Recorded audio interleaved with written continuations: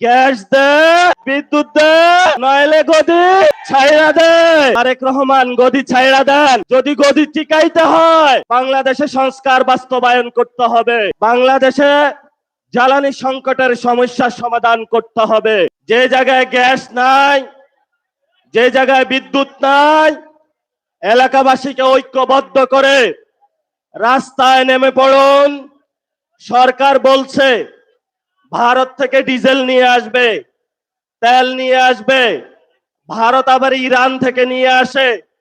আমরা সরকারকে বলবো, সংসদে অনেক মিথ্যাচার করেছেন, জনগণের সামনে আপনাদের মুনাফিকি চরিত্র স্পষ্ট হয়ে পড়েছে।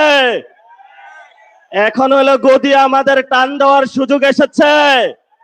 আমরা স্পষ্ট জানিয়ে দিতে চাই, গ্যাস দে, বিদ্যুৎ দে, নইলে গদি ছাইড়া দে। তারেক রহমান গদি ছাইড়া দেন। যদি গদি টিকাইতে হয় বাংলাদেশে সংস্কার বাস্তবায়ন করতে হবে। বাংলাদেশে জ্বালানি সংকটের সমস্যার সমাধান করতে হবে।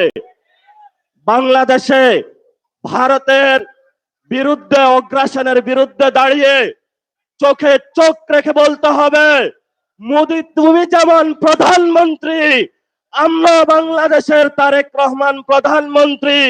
বাংলাদেশের আজাদী নিয়ে কোনো ছিনিমিনি খেলা চলবে না। শেষ কথা বলবো, এখানে শহীদ উসমান হাদির হাজার হাজার উত্তরসূরি দাঁড়িয়ে আছে। শহীদ উসমান হাদি ভাইয়ের হত্যাকাণ্ডের বিচার হওয়া পর্যন্ত আমরা কি মাঠ ছাড়ব? শহীদ উসমান হাদি ভাইয়ের উত্তরসূরিরা কি ঘুমিয়ে আছে? আজাদীর লড়াই চলবে।